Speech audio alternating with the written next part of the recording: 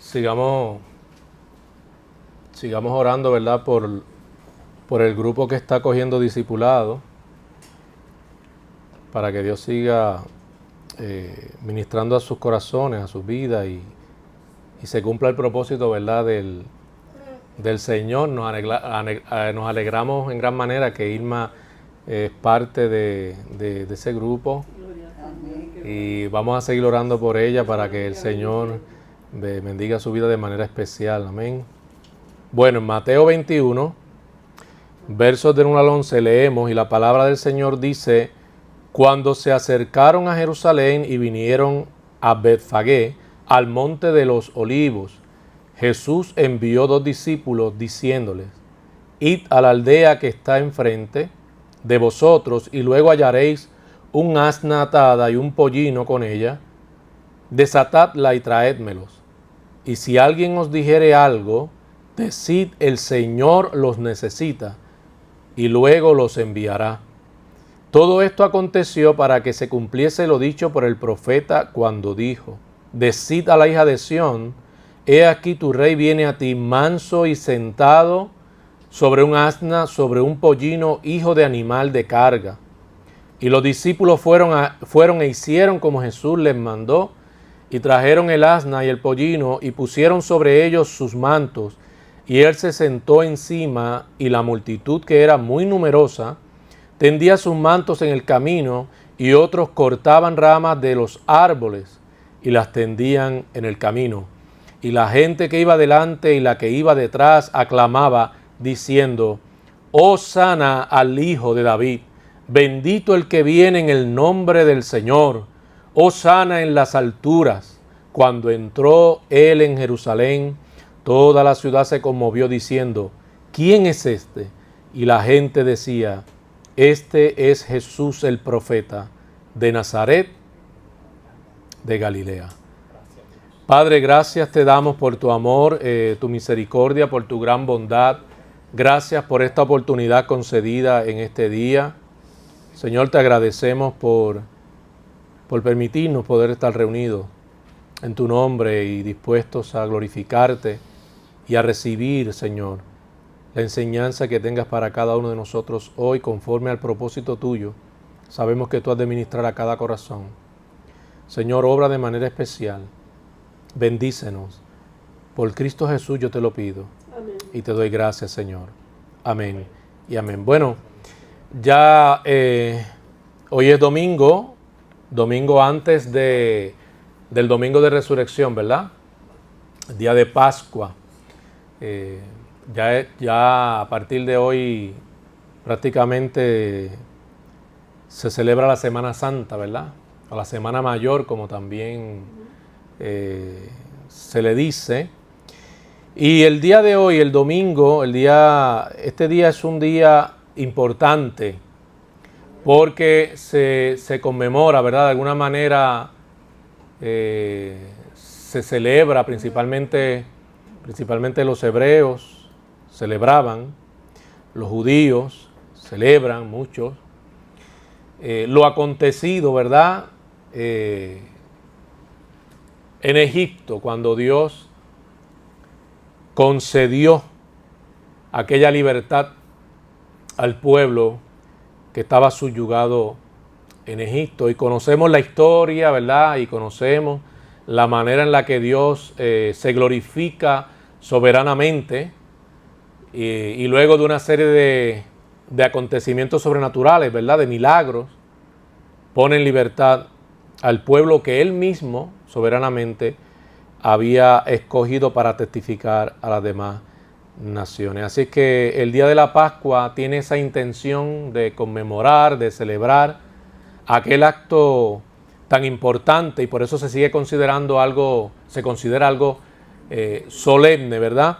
Pero nosotros los cristianos, cuando recordamos lo acontecido, principalmente lo relacionamos con la obra salvífica, ¿verdad? Ustedes saben lo que se conoce también como el Passover, algunos lo llaman así en inglés, lo que pasó, ¿verdad? Cómo se dan unas instrucciones de la sangre de un cordero que debía marcar, ¿verdad? El umbral o la parte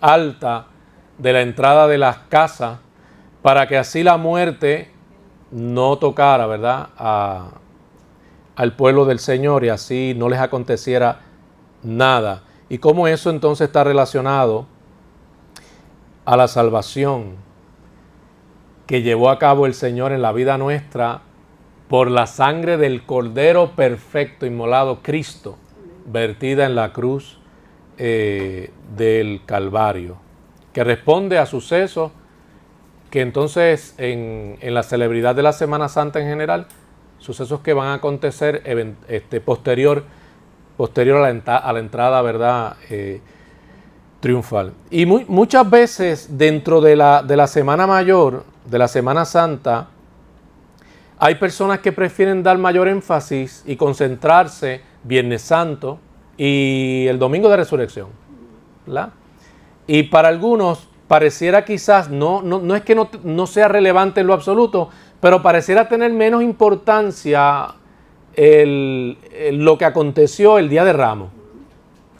Pero amado, no puede pasarse por alto lo acontecido y es tan significativo como lo que aconteció posteriormente. Es tan importante como las cosas que eventualmente el Vía Crucis y todo lo demás fueron teniendo lugar en la historia. Así que sí es importante que le demos una mirada con detenimiento para poder apreciar lo que allí pasa, por qué era necesario que acontecieran estas cosas el Día de Ramos tal y como acontecieron. Son importantes porque lo acontecido cumpliría con unas profecías que pondrían de manifiesto que sin lugar a dudas Cristo era el Mesías prometido. O sea, que eran prueba irrefutable de su mesianidad. Este era el esperado, este era el indicado, este era del cual los profetas señalaban que vendría como cordero inmolado, ¿verdad? Y vendría para ser sacrificado. Y entonces por eso cobra esta relevancia, porque se centra en la figura de Jesús. Todo lo que se centra en la figura de Jesús es de resaltarse. Será importante para los cristianos. Tiene que ser importante. Porque de hecho, la predicación cristiana, la predicación evangélica, precisamente lo que hace es exaltar a Cristo, colocarlo en el lugar de prominencia, en el lugar que debe estar. Una predicación que no exalte a Jesús, que no predique a Cristo y la necesidad que tienen los pecadores de en su vida, no es el Evangelio. Cristo lo es todo. Cristo es el importante. Todo lo que esté relacionado con la vida de Cristo, con la persona de Cristo, es lo que debe interesar principalmente a la iglesia y es lo que nos debe mantener ocupados siempre también a la iglesia.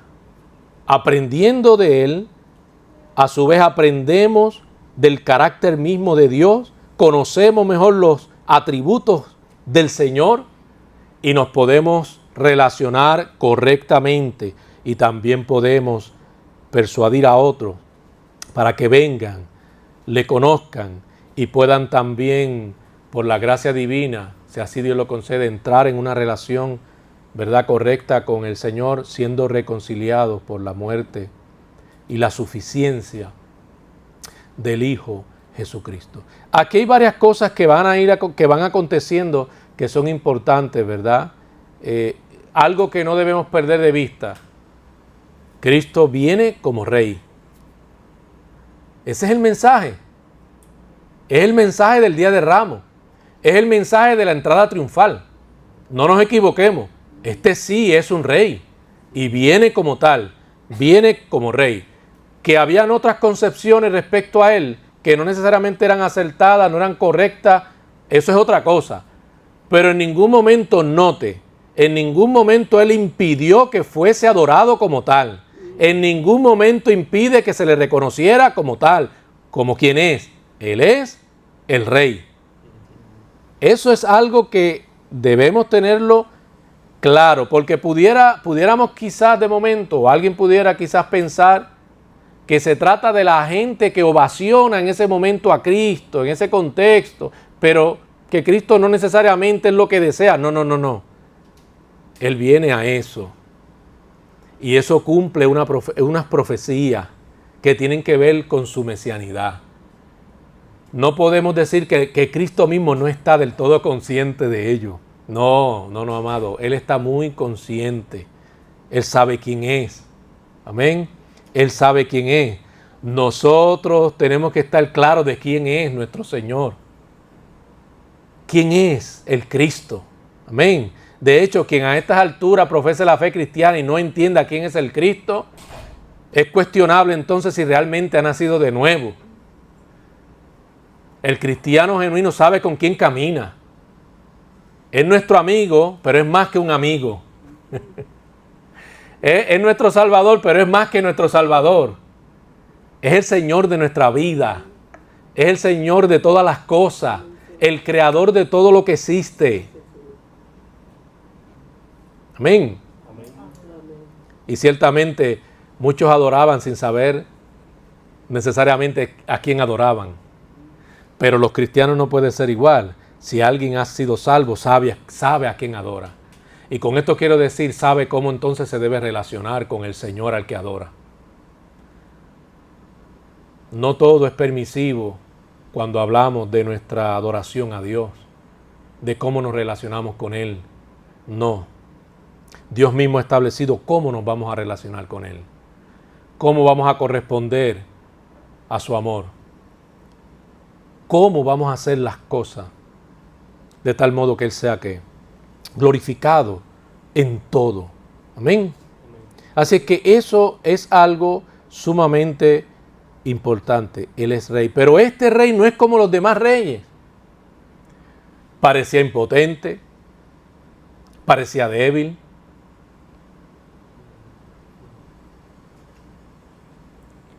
Parecía en ese momento gozar de un puñado de gente. Digo un puñado porque aunque era una multitud, no necesariamente debemos pensar que era una multitud exagerada. Sí había un buen grupo, una buena representación de personas, ¿verdad? Ese grupo estaba compuesto por personas con distintos ideales. Y para ser claro y preciso, no todos gritaban Hosana.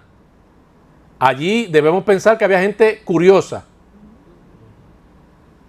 Y un grupo particular es el que entonces es el que grita Hosana. Eventualmente vamos a ir explicando quiénes son. Muy probablemente quiénes son los que entonces le gritan Hosana y traen todo, ¿verdad? Manifiestan todo este reconocimiento. ¿Y por qué? ¿Cómo veían a Jesús? ¿Qué es lo que esperaban? ¿Cuál era la expectativa de ellos? ¿Verdad? Y eventualmente también conocemos cómo entonces ya deja de ser adorado y de ser visto como un rey por ese mismo grupo de personas que le gritaba Hosana y en ese momento lo reconocía o lo ovacionaban como rey. Cuando pensamos en los reyes de la tierra, porque si esa es la imagen que debemos tener, Cristo como rey, eso nos hace pensar en todos los reyes, en los reyes de la tierra. Y cuando pensamos en los reyes de la tierra, hay reinados que fueron poderosos, tenemos que reconocer, fueron poderosos, muchos fueron muy poderosos. Roma fue un imperio, wow, ¿verdad? Y eso despierta y sigue despertando el interés de mucha gente estudiosa, ¿verdad? Sobre todo de la historia, amantes de la historia. Hay muchas cosas sí que apreciar y demás. Pero ¿qué pasa con esos reyes? ¿Qué pasó con esos reyes? Grandes emperadores que de manera forzada obligaban a la gente a ser reconocidos como prácticamente divinidades. Y el que no estuviera dispuesto a reconocerlo como tal, se corría el riesgo de que lo mataran, lo asesinaran, ¿verdad? Los cristianos precisamente del primer siglo, segundo siglo, aún a principios del segundo siglo aún, sufrieron, ¿verdad?, persecución por no aceptar el que la figura del emperador o los Césares fuese divinizada o tuviésele que dar gloria como si fuesen dioses, ¿verdad? Sufrieron persecución por eso. En el pasado, esos reinados con toda la pompa y el poderío militar y todo lo demás, riqueza, se esfumaron. Parecían casi inmortales, parecía que nunca iban a morir, parecía que aquella gloria nunca se iba a desgastar o a quedar en el tiempo, olvidados, y si acaso recordados, pues, de alguna manera, inmortalizados quizás sí por los poetas, los artistas, pero sabiendo que murieron, que perecieron, porque al llegar la muerte no resucitaron. Ahora, aquí viene uno que es eterno. Este que se nos presenta aquí, en este cuadro tan particular, es nuestro Cristo, el Cristo eterno. Del que Juan hablando declara su preexistencia, siempre existió. Nunca tuvo un comienzo, ni tendrá un final.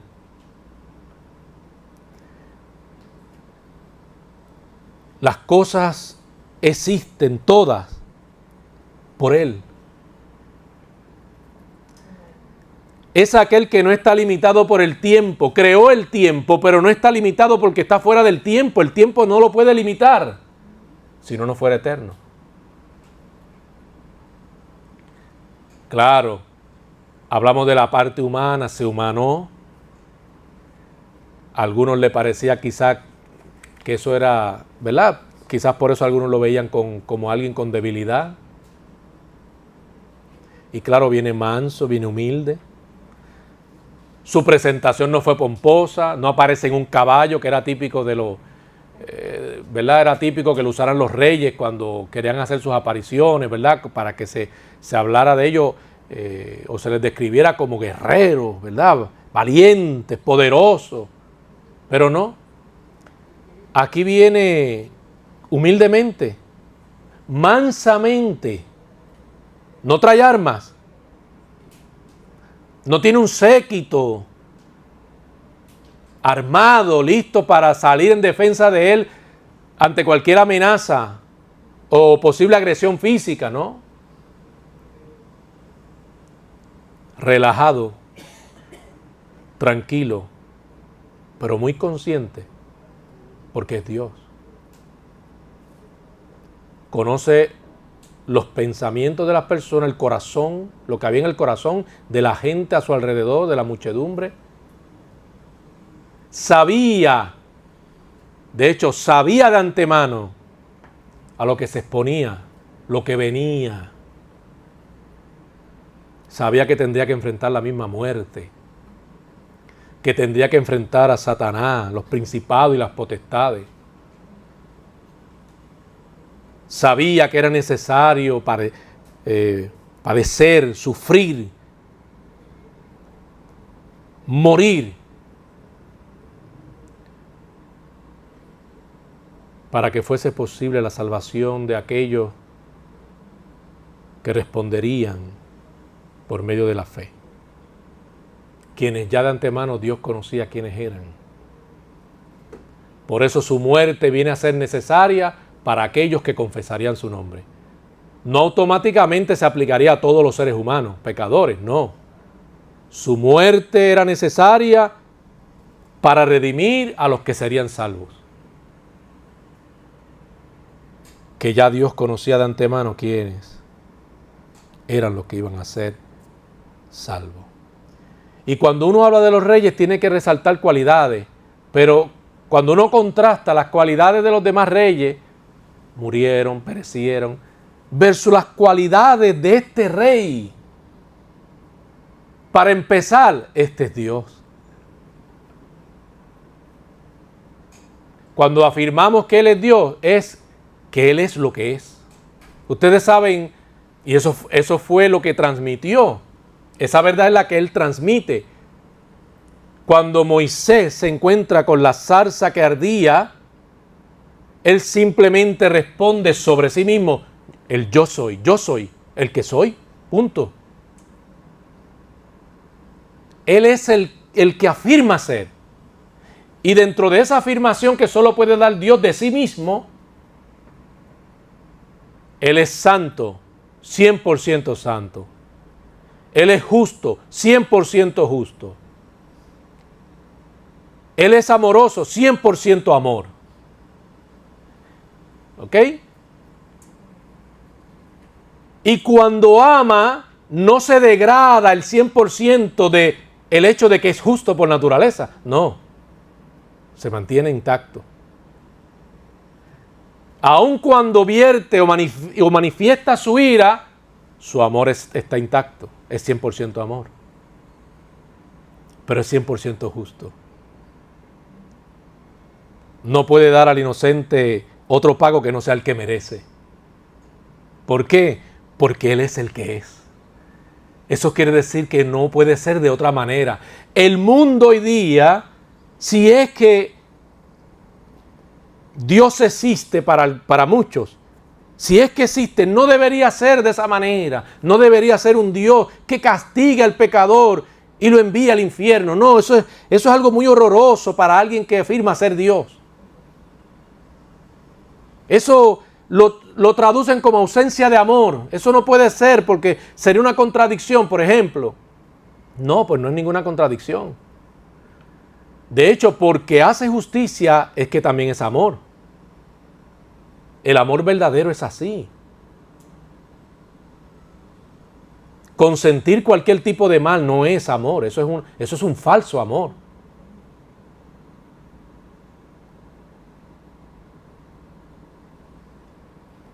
Él es amoroso, pero es justo. O sea, Él es el rey que viene y en este contexto se conmueve. Claro, Él es el buen pastor que vino a dar su vida por las ovejas. Y Él veía a las personas como ovejas sin pastor, queriendo ser el pastor de ellas.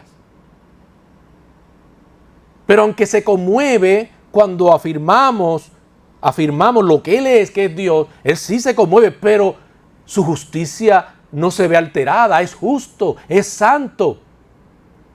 O sea que a su vez está enemistado con el impío y su ira está también a su vez sobre el impío. Quien si no se vuelve a Dios sufrirá las consecuencias de su pecado, que es una condenación eterna. Y veamos en la Biblia que quien condena de tal manera es Dios mismo. Porque Él es el único que tiene potestad sobre sus criaturas. No es Satanás, es Dios. Él es el juez y gran legislador. Él juzga todas las cosas, mas Él no es juzgado por nadie. Ahora, no solo está esa cualidad de que Él es Dios, y de hecho, ¿de qué manera podemos ya ir apreciando que definitivamente Él se humana, pero no es cualquier hombre? La orden que da, ya con la orden que primeramente da, ordenando a los discípulos, mira, vete donde el Señor allá que tiene el asna, y tú le vas a decir que la necesito y me la van a traer. Ok, el texto pudiera sugerir que Jesús está pidiendo permiso, pero en realidad no está pidiendo permiso. Está tomando lo que es de Él. Eso pone en evidencia que este no es cualquier hombre. Es el creador de todas las cosas y todas le pertenecen. Él ordena y las cosas son. Él establece cómo son las cosas. Él no es cualquiera, Él es Dios. El Señor de las criaturas, de todas. Aun cuando hablamos de los ángeles, Él está por sobre todas las cosas como creador. Todas le pertenecen. Y todas están a su disposición cuando Él así lo desee. ¿Quién podrá poner un freno a eso? ¿Quién podrá limitar el designio divino? La mano de Dios cuando quiera hacer y obrar de tal o cual manera. Nadie puede limitar a Dios. A los hombres les puede parecer algo incorrecto, impropio, ilógico. No importa cómo quieran razonarlo, no altera en lo absoluto el paso de Dios, la intención de Dios, el propósito de Dios, el mover soberano de Dios. Dios siempre va a obrar como Él quiera. Eso es lo primero que debemos ver y que debe llamar nuestra atención y que es parte de una cualidad propia y única de Cristo, exclusiva de Él, porque Él es Dios. Él pide como dueño de las cosas. Como dueño.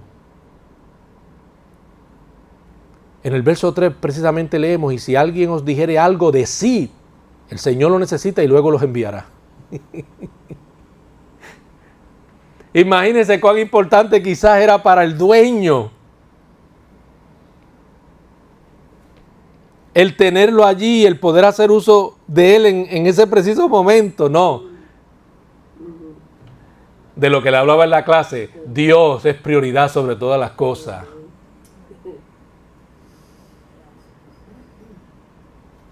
Dios es prioridad. Lo de Dios es eterno, es imperecedero. Quien confía en Dios, quien se abraza al Señor, tiene la certeza, tiene la seguridad de una vida eterna juntamente con Él. Si alguien os dijere algo, dice el Señor lo necesita. Pero en realidad, cuando hablamos de la interpretación, la correcta es eso que le mencioné. Él no está pidiendo permiso. Él es el dueño de todas las cosas, porque todas las cosas fueron hechas por Él. Juan 1.3 dice, todas las cosas fueron hechas por Él. Y sin Él, nada de lo que ha sido hecho fue hecho. O sea, usted existe porque Dios existe y es real. Las cosas que disfrutamos allá afuera, las cosas buenas de la creación, ¿verdad? Que nos maravillan y que dan lugar a la mente creativa del hombre para hacer poema, arte, muchas cosas, ¿verdad? Bueno, en la naturaleza hasta se han inspirado para hacer aviones, para hacer cuantas otras cosas. Nada de eso existiese, nada de eso fuese si el Señor no existiera. Nosotros no existiéramos si el Señor no existiera. Porque Juan 1.3 claramente dice que todas las cosas fueron hechas por Él. Y sin Él nada de lo que ha sido hecho fue hecho. Colosenses 1.16 añade, porque en Él fueron creadas todas las cosas, las que hay en los cielos y las que hay en la tierra, visibles e invisibles, sean tronos, dominio, principados, potestades. Todo fue creado por medio de Él y luego dice, y para Él. Y ese para Él lo vemos cuando Él manda que le busquen ¿qué? Lo que le pertenece. Lo que es suyo. Y a veces la gente, ¿verdad? Tanta cosa creyendo que realmente nosotros poseemos las cosas. Cuando la persona muere, ahí nos damos cuenta realmente de cuánto era que poseíamos. El que se mató trabajando duro, doblando el lomo, acumuló riqueza, de momento le dio un patatú y quien menos se lo esperaba vino a gozar de toda esa fortuna. Quizá vino a disfrutar la fortuna alguien que no era muy trabajador. O sea que es lo triste, cómo el hombre se afana sin tener seguridad. Nos afanamos sin tener seguridad de aquello en lo que nos afanamos. Porque ¿quién tiene la certeza de que las cosas van a resultar tal y como lo esperamos? Por más animados que estemos, por más precaución que tomemos, de momento pasa algo que no lo esperábamos. Porque no tenemos control de nada. Ni de nuestra propia vida. Miren que si está el atlético que se orilla hoy día, la gente cuidándose. Y como quiera enferman, como quiera caen. Y a veces lo hacen creyendo que realmente tienen potestad sobre sus propios cuerpos. No la tienen, no se tiene control sobre nada, amado. No se tiene. Pero Dios es dueño de todas las cosas. Si vivimos, respiramos, es por Él. Y entonces deberíamos considerar, el hombre debe considerar entonces volver su vida a Dios, entregar su vida a Dios y vivirla para Él. Tener la seguridad de una vida eterna, que cuando llegue ese momento que le va a tocar, no importa para dónde corra, aquí no hay manera, le va a tocar. Esté preparado y pueda gozar de la bendición eterna. De hecho, desafiaría su pensamiento diciéndole, en el infierno no hay ausencia de Dios. Lo que está ausente es su gracia. Pero Dios está presente. Y eso es lo que hace todavía más fuerte que una persona se pierda. Porque allí no hay salvación ya. Pero no es que haya ausencia de Dios. Si afirmáramos que hay ausencia de Dios, pues entonces, ¿cómo podemos decir que Dios es omnipotente, omnisciente y omnipresente? Él está en todas partes. El salmista no lo dijo claramente, si me voy a los cielos, allá arriba, lo más alto que yo pueda, allá tú estás. Pero luego dice, si me voy abajo, allá al Seol, no importa dónde me meta allá abajo, lo más profundo, allí tú estás. Y luego dice, ¿a dónde puedo ir? Si trato, no hay manera de escapar de tu mirada. Allí tú estás, donde quiera que yo piense, allí tú estás. En el infierno lo que no hay es gracia. Ahora, de ahí a más no puedo afirmar otra cosa, no sé, pero ausencia de Dios no hay. Pero de su gracia sí, porque allí ya los que están es porque están ¿qué? Sufriendo las consecuencias del pecado eternamente. Eternamente. Para que tengamos una correcta comprensión de quién es Dios, lo grande, lo poderoso, cómo no está limitado por tiempo en lo absoluto, por nada. Lo llena todo. Ahora, sin interpretar esto como panteísmo, está en todo lugar, pero no nos confundamos. El panteísmo dice que en una astillita allí está Dios, en una hoja allí está Dios. No es panteísmo, es que Dios está en todo lugar presente, es diferente. Ahora, Él espera obediencia, porque Él es el Rey eterno, quien creó sus criaturas para que éstas le adoraran, le sirvieran. Por lo tanto, Él espera obediencia. Y precisamente la desobediencia es lo que trae ese acto de rebelión, que es desobediencia, en el pecador es lo que trae que la consecuencia de una vida de tormento eterna. Porque la desobediencia se paga, se sufre, tiene una consecuencia. O sea, el usted desobedecer tiene una consecuencia, lo quiera o no. Si alguien violenta la ley, sufre las consecuencias. Dependiendo cuál haya sido la violación, pues ya usted sabe a qué se expone, ¿verdad? En el caso en el peor de los casos, y en algunos estados incluso tienen que pena de muerte. Y no tenemos problema con eso. Si realmente fue culpable, a todos nos parece que el sistema judicial así debe funcionar, y de hecho en lo profundo esperamos que funcione bien. Que si alguien le hizo daño a un familiar suyo, mató a un familiar suyo, Dios lo cuida todo, pasó algo grave, usted espera que el sistema funcione bien, ¿verdad? Y se haga ¿qué? Justicia. Pero cuando hablamos de Dios, hay personas que eso le parece entonces exagerado. Pero ¿cómo es posible un Dios que hace justicia y condena al que merece ser condenado? Dios espera obediencia. Él es el Rey que viene, y Él viene con un propósito, con una misión definida. Y dentro del propósito, el deseo de Dios es salvar al pecador, pero no es salvarlo para que sea la misma persona, porque la salvación implica una transformación, donde ahora esa persona regenerada estará en la disposición de querer y poder obedecer a Cristo, porque ahora lo ve como Señor, no solo como Salvador, como el Señor de su vida. Y al verlo como Señor entiende que debe ser sumiso, que debe vivir sujeto, que debe estar sometido a su señorío. Este rey, como otros reyes, los reyes siempre demandaron ¿qué? Obediencia. Pues este rey demanda obediencia de sus criaturas. Él ha expuesto su verdad para que sea conocida, pero no solo para que la conozcan, sino para que la obedezcan. Porque de qué valdría solo escuchar, ¿verdad? Es como las leyes que tenemos, que aseguran en parte la sana convivencia, fungen como unos parámetros o límites, ¿verdad? Para que podamos tener un sentido de seguridad los ciudadanos. Imagínense si no hubieran policías, si no hubieran leyes, imagínense. Fuera mucho peor, ¿verdad que sí? Mucho peor.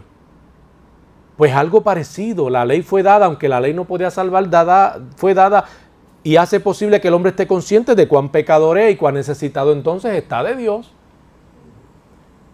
Y la ley misma le revela al hombre, en su condición no te puede salvar, y estas son las consecuencias que son muy graves. Necesitas ser salvo. El medio Dios lo provee, lo ha provisto. Es Cristo, su justicia imputada en el confeso, le exime, le exonera de todo cargo, ¿verdad? De condenación eterna.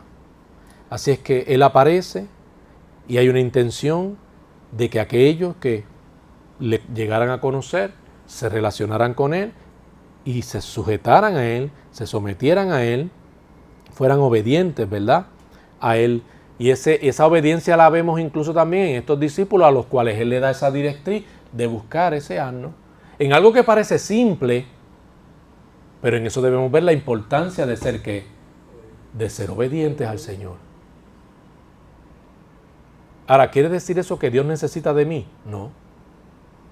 No nos confundamos. Eso no quiere decir que Dios me necesite. Él siempre fue, Él siempre existió cuando no existíamos.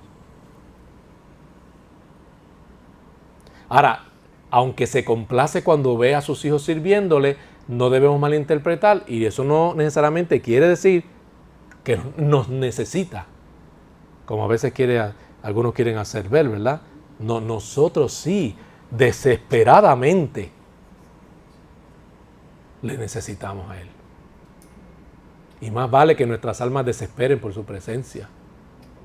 Porque me temo que si eso ya no es así en nuestra vida, es porque hay un ídolo en nuestra vida o varios ídolos.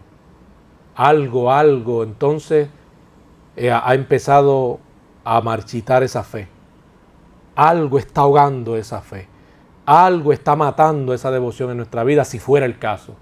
Pero cada día de nuestra vida tiene que haber una necesidad imperante de Dios.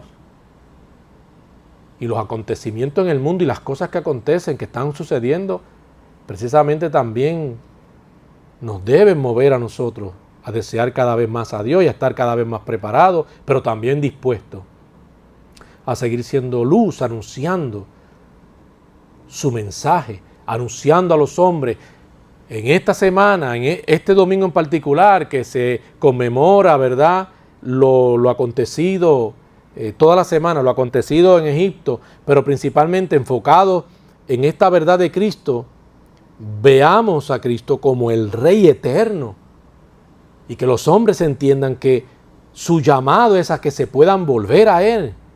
Su llamado es un llamado a que sean obedientes, que abandonen la vida de impiedad, que abandonen la vida de pecado y se vuelvan a Dios, tengan temor de Dios y amen a Dios. La multitud era, como decíamos, eran muchas personas presentes que ovacionaban al Señor, pero algunos particularmente empezaron a tirar, buscaron su rama, empezaron a tirar sus ramas tendían otro tipo de ropaje, y que era una manera en la que se acostumbraba a resaltar, a destacar a la realeza, ¿verdad? Cuando alguien distinguido, importante, como principalmente los reyes, llegaba a un lugar y demás. Así que estas personas empiezan a hacerlo. Pero yo les decía al principio, ¿por qué lo hacen? Hosana, mucha ovación. Aparentemente mostrando cierta sinceridad en lo que hacían. Pero lamentablemente lo hacían porque creían que Él venía a librarlos del imperio del yugo romano. Recuerde que había un grupo que ansiaba esa libertad. Llevaban tiempo, años ansiando esa libertad del yugo romano, es decir, una libertad que guarda relación más con el escenario político. Y cuando entonces ellos tienen esta expectativa, y esa expectativa no se cumple porque entonces Cristo llega, pero se dan cuenta que Cristo no es lo que esperaban, no viene con las intenciones de enfrentar a Roma y ponerlos en libertad como deseaban, entonces ya no lo ven como tal. Mueren las esperanzas, se fuman las expectativas, ese tipo de expectativas que tenían, y no puede ser entonces el rey. Y luego, interesantemente, esos que ovacionaban y exaltaban al Señor son los que cambian el hosana en otro contexto, claro está más adelante, para gritar, crucifíquenle.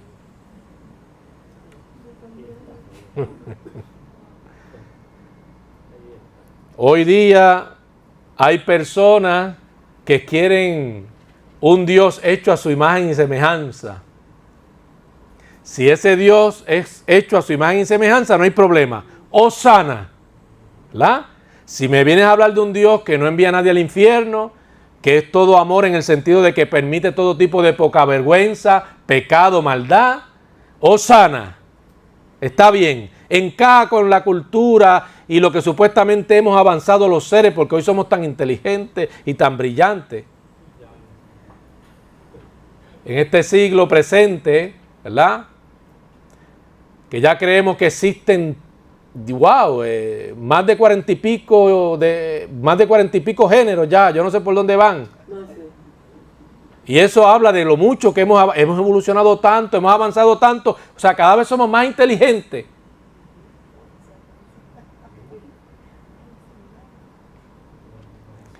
¿Y cuántas otras idioteces? Porque son idioteces. Eso viene con la necedad. Y la intención es de tener un mundo idiotizado. Ese es el deseo de Satanás. Sí, suena fuerte, pero esa es la realidad. Ignorando la verdad.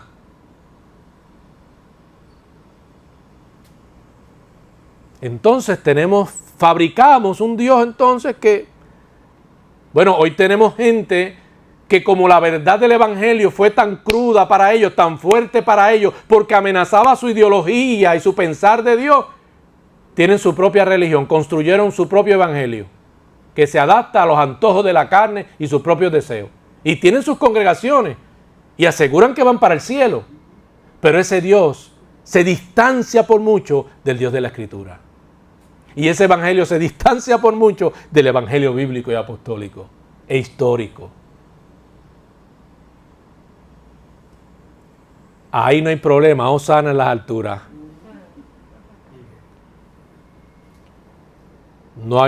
Muchos no están en la disposición de aceptar el Dios de la Biblia.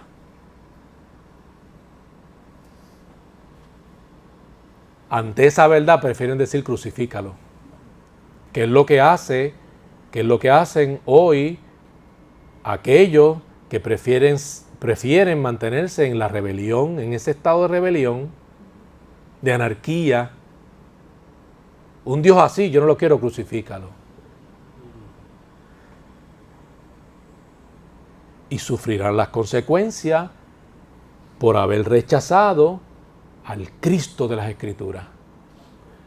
No aquel que a la gente le pareció o a la gente le parece que debe ser el Cristo. No, al de las Escrituras. El que interesantemente, y cómo no, para algunos, ¿cómo se puede explicar? Habló tanto del infierno durante su ministerio. Pero hoy tú hablas del infierno y algunos te quieren, ¿verdad? Dicen que eres fanático. Que es algo exagerado, que debes, ¿verdad?, cambiar esa retórica, porque que no, incluso que Cristo no crea en el infierno. Pero si de algo, de una de las cosas que más enfatizó fue el infierno, búsquenlo en los evangelios. Lo mucho que Cristo habló del infierno. Por algo fue.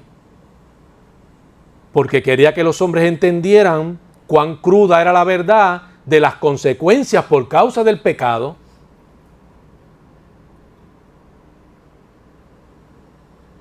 Y de hecho en la muerte en la cruz, lo primero que uno debe apreciar, que no es nada necesariamente agradable, es precisamente cuánto desagrada a Dios el pecado.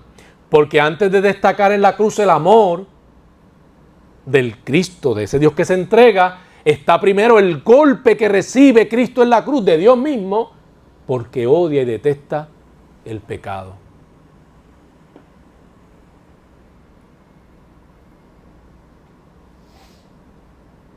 Segunda de Reyes 9:12 dice la Escritura: así ha dicho Jehová, yo te he ungido por rey sobre Israel. Este era el rey. Los profetas hablaban de él. Él era el rey.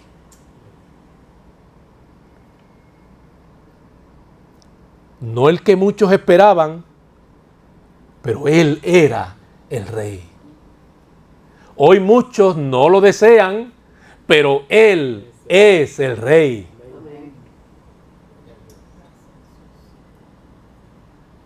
Y de hecho es el rey que vuelve. Pero vuelve ya no manso. Ya no para entregar su vida en la cruz. Vuelve para hacer justicia. Y una vez más revelar quién siempre él fue. Hosana al Hijo de David. Aquellos cuyas vestiduras hayan sido emblanquecidas por la justicia de Cristo, aquellos siempre le verán. Aquellos siempre ante su presencia clamarán, Hosana, exclamarán, Hosana al Hijo de David. Para ellos hay seguridad eterna. Para ellos hay respuesta. Para ellos hay fortaleza. Para ellos hay verdadero consuelo. Para ellos hay un verdadero cuidado, una verdadera atención del pastor de pastores. Su carácter es puro. Todo acontece para que se cumpliese lo que dijo el profeta cuando dijo: decid a la hija de Sión, he aquí tu rey viene a ti manso y sentado sobre un asna, sobre un pollino, hijo de animal de carga. Las profecías no mentían. Las profecías apuntaban a Cristo. Cristo cumple con lo que los profetas decían. Él es, sin lugar a duda, el Mesías prometido. Y alguno diría, bueno, pero hubieron otras figuras relevantes en la historia, las han habido siempre, como Gandhi. Fue manso, fue humilde, al menos así se mostró, ¿verdad? Y cuántas cosas no hizo, ¿verdad? Que se parecen a las de Jesús. Pero Gandhi no era Dios. Y Gandhi no resucitó. Cristo sí. Cristo era más que un maestro, más que un profeta. Era distinto su carácter, porque Él era el Señor Era el Dios que se había encarnado. Gandhi tenía pecado. Cristo fue sin pecado. Nunca pecó. En Él no había tinieblas. En Él no había maldad. Admirable eran sus palabras, su doctrina, su valor, su gallardía. Aunque podía aparentar una figura débil, cuánto poder estaba allí presente en Cristo. Él miraba la mansedumbre con humildad. Había humildad en Cristo. 1 Pedro 2, 21 al 23 dice, pues para esto fuiste llamados, porque también Cristo padeció por nosotros, dejándonos ejemplo para que sigáis sus pisadas. Cristo padece, Cristo sufre. El rechazo. Muchos luego se burlaron de Él. Porque aunque mucho de lo que afirmaron era cierto, que era el rey, luego eso lo tomaron para burlarse de Él. Y mofarse de Él. ¿Por qué? Porque también en la mente de estos incautos estaba la idea de que él iba a librarlos del yugo de Roma, y al ver que a los mismos soldados, al ver que él no era guerrillero, no peleaba, no se defendía, no hacía nada para enfrentar al imperio romano, pues se burlaron de él. Este rey es una broma. Porque todo es en el tiempo, las cosas acontecen en el tiempo de... En este momento, en ese contexto, Cristo viene manso porque viene para morir en la cruz del Calvario. Pero ay de las naciones cuando vuelva, la manera en la que lo van a ver ahora. Qué diferente, ¿verdad? Qué distinto escenario el que presenciaremos más adelante conforme a esas verdades escatológicas de cómo, ¿verdad? De cuando ahora Cristo vuelva a presentarse como ágido guerrero. Ya no viene manso, como ágido guerrero. Temible en cierta manera. Por las descripciones que vemos en el Apocalipsis, temible. No para los salvos, sino para los que van a enfrentarlo, los que tendrán que enfrentarlo, ¿verdad? El Señor vino manso, y como manso, el pasaje de Mateo 11, 28 al 30 nos recuerda que la intención o su llamado era, vengan a mí ahora, en este contexto, vengan los cargados, vengan los trabajados, yo les daré descanso, llevad mi yugo sobre vosotros y aprended de mí, que soy manso y humilde de corazón, hallaréis descanso para vuestras almas, porque mi yugo es fácil y ligera mi carga. Él vino para morir en la cruz, para darse voluntariamente como ofrenda aceptable a Dios, como un acto puro, porque en Él no había maldad ni pecado, acepto por el Padre. Todo el que mirara a Jesús con fe sería salvo. Todo el que mira a Jesús con fe hoy es salvo. Los judíos, lamentablemente, creen que por el hecho de la nacionalidad, las personas se salvan. La salvación está garantizada a todo el que se arrepiente y vuelve su fe y pone su fe en ¿quién? En la suficiencia de Jesús. Sea judío, sea griego, independientemente de la nacionalidad.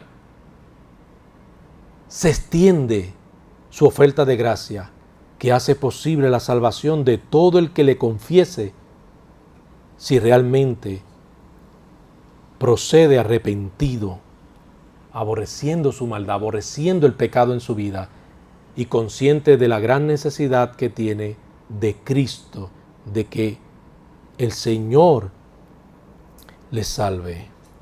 Preparemos los cristianos nuestros corazones, porque ese rey que un día, en este contexto, llegó a Jerusalén y contempló a Jerusalén, incluso se lamentó por lo que le hicieron a los profetas, por lo que le harían a él mismo.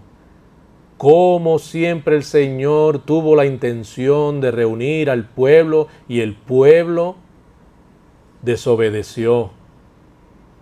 Cómo igualmente hoy Dios se acerca por la predicación de la iglesia, se acerca. Y la gente, mucha gente, lo rechaza, sin saber que lo que implica ese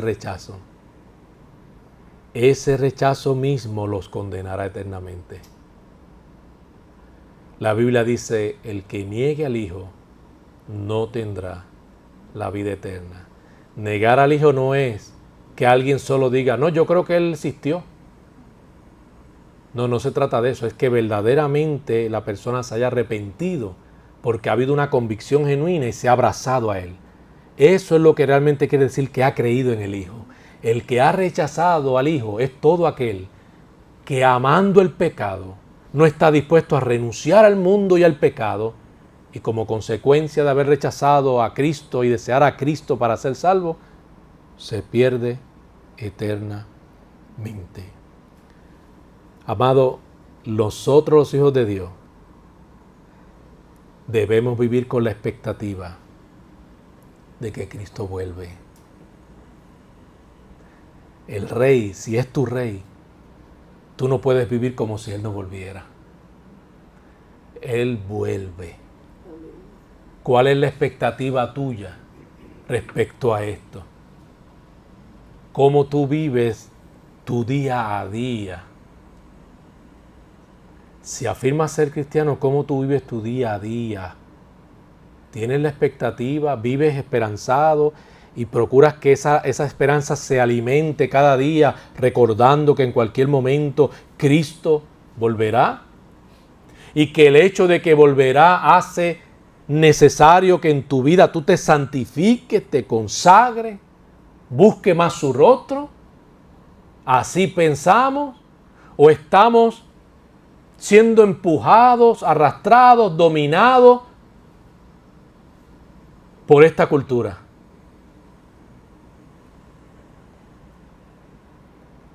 Nuestro Señor vuelve. Y nuestro deseo de clamar Hosana eternamente debe prevalecer en nuestros corazones y en nuestra mente, independientemente del mundo en el que nos encontramos, porque somos luz. Somos luz. Hemos sido llamados a ser luz. Y habitaremos eternamente con el Señor en luz. Amén. Amén. Oremos al Señor. Padre, gracias por tu amor y misericordia. Gracias por este día que has hecho. Gracias por las oportunidades concedidas. Gracias porque en ti no hay casualidades. Gracias porque tú sabes todas las cosas porque eres eterno. Señor, bendícenos. Sigue obrando, ministrando en nuestros corazones y permítenos estar en la disposición de hacer tu voluntad, de obedecer tus mandamientos y hallar contentamiento al hacerlo, entendiendo que no hay mayor satisfacción que ser fiel a ti. Ayúdanos a ser obedientes. Ayúdanos a proclamar tu verdad. Señor, mucha gente en esta semana, mucha gente la celebra, pero simplemente como tradición. Muchos lo hacen sin haber todavía tenido un encuentro contigo real. Y lo que importa es que las personas, Señor, te hayan conocido verdaderamente y caminen contigo. Que hayan sido salvas. Glorifícate, Señor, en tantas personas que durante esta semana estarán expuestos al mensaje del Evangelio. Sálvalos, Señor. Ten misericordia, ten piedad, Señor.